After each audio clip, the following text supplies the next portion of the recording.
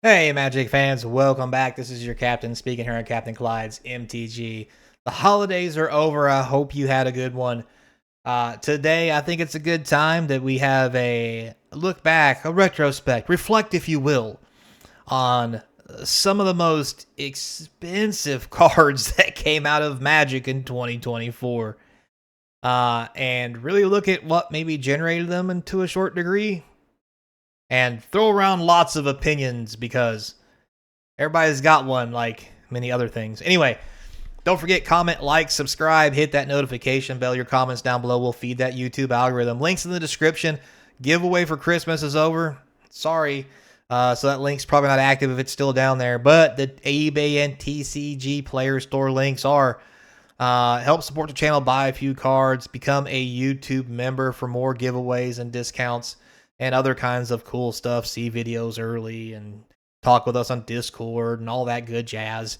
So, with all that said and done, as we peer into the sunset of the end of a year, I was going to say the end of days, feels like it. Let's take a look at some of the most impactful cards that came out miles above the rest and hard for most of us to own just from the simple price tag, along with how we had to get them. So here we go. We're going to start out with 6 of them. Number 6, you guessed it, it's one from Marvel. It is Storm, the Force of Nature. This card sporting a hefty, close to $50 price range.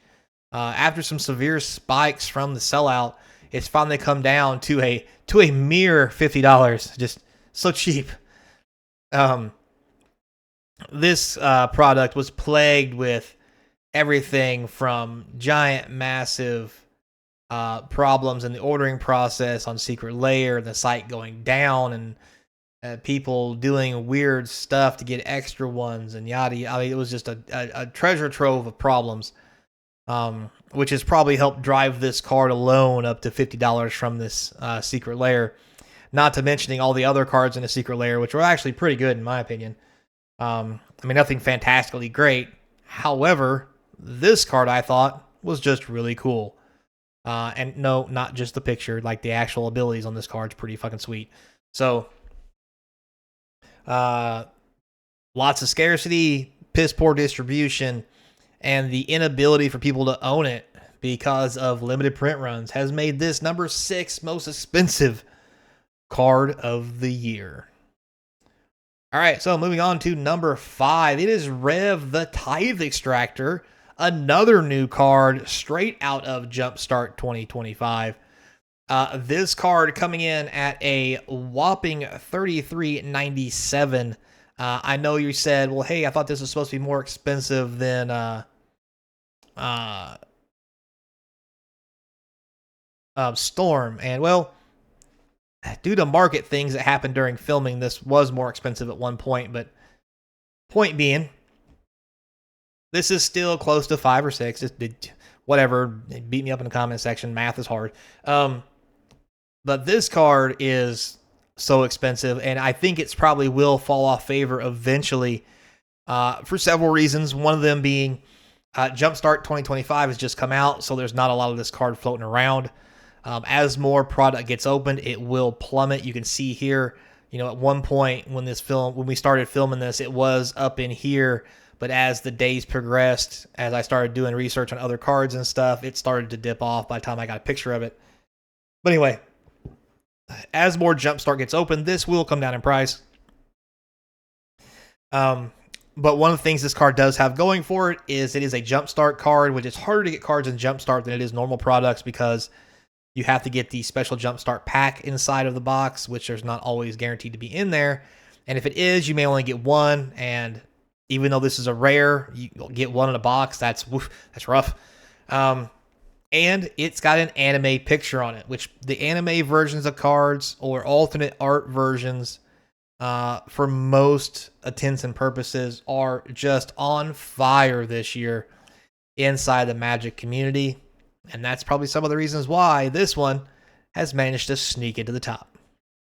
So moving on, we have number 4. We have the Oscillate Pride. That's right. This bad boy, or probably girl, maybe. Hell, who knows? Modern Horizons 3 was a hell of a set when it came out this year, bringing back more fetch lands, more busted cards, and this sweet little kitty who, in to begin with, was relatively cheap until people realized how insanely good it was as a 1-white, 1/1 first striker that just starts spitting out dudes for no reason. So, yeah, and as you can see, it's been all over the map on how good it is, but the consensus has been lately that it has always been too cheap, and it is now sporting a hefty $45.50 price tag. Only going to low sales of $20, but high sales of $56. Finally settling on the $45 range, as it has become a very popular card in many commander decks, modern decks, older format decks just in general, as a 1-white, 1/1 lifelinker with first strike, Ascend, which gives you the ability to start spitting out 1/1 life tokens when you have the City's Blessing. And what's amazing about this, it says here, if you gain life this turn, put a 1/1 white creature token on the battlefield. So you always get that, and that's what makes this card amazing. If you ever get the City's Blessing and have 10 permanents, which in Modern would be amazing. But anyway, for each you control that enter the battlefield this turn, you get to create a copy of it. So it just gets worse the longer it's on the battlefield.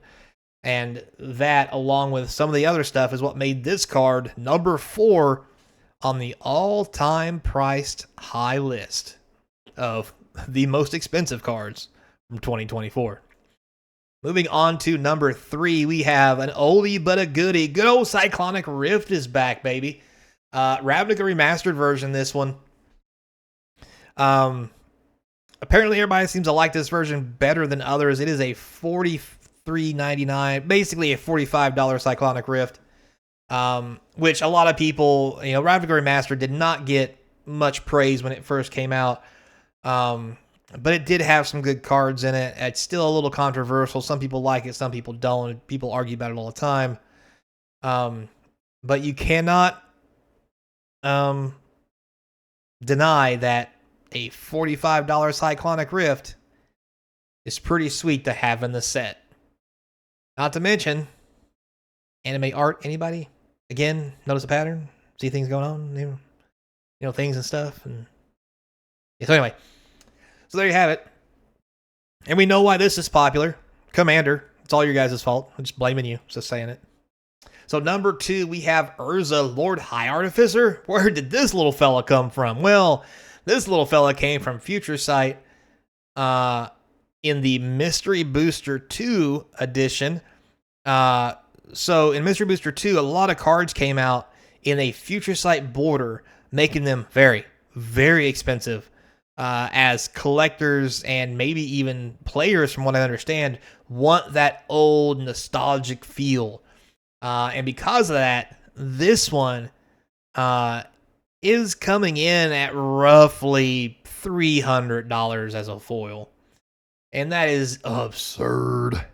And I don't even think there's a non-foil edition of this. And if there is, who cares? It'd be on the list if it was. Anyway, because I'm sure it's not less than $50. Maybe it is. Hell, who knows?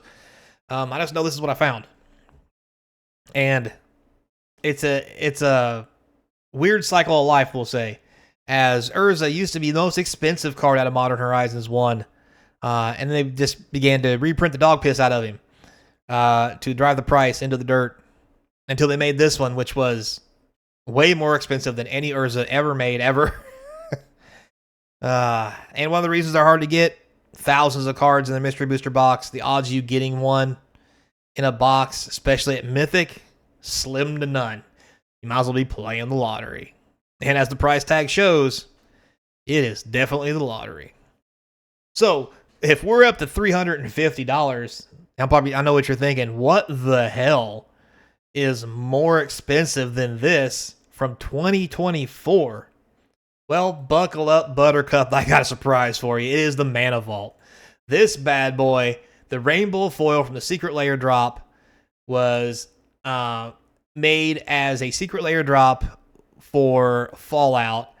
It originally came out a couple $100, but with the banning of Mana Crypt and other fast mana in that last banning announcement in Commander, the price of this card has skyrocketed, and is now coming in at a paltry $1,131.18 and $1.50 for shipping.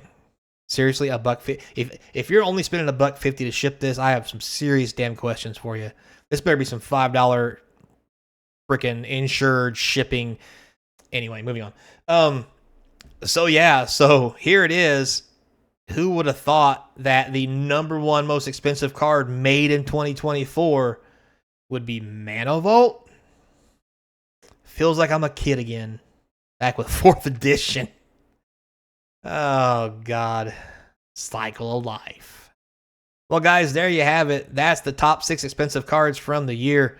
And as of filming this video, it's pretty impressive. And the most impressive thing is none of them came from a standard deck or a standard release. And that in itself is pretty sad. So, until next time, be kind. And as always, I hope to see you across from the game table. I swear to God, you whip out one of these Mana Vaults, we're going to have a discussion.